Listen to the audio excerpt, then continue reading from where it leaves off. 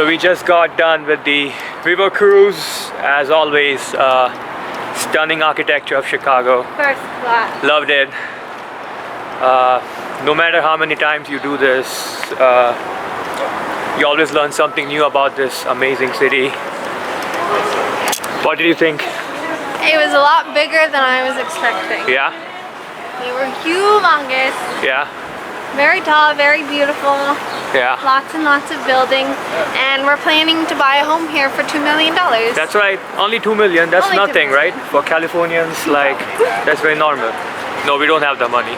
Anyways, so let's go to John Hancock. All right.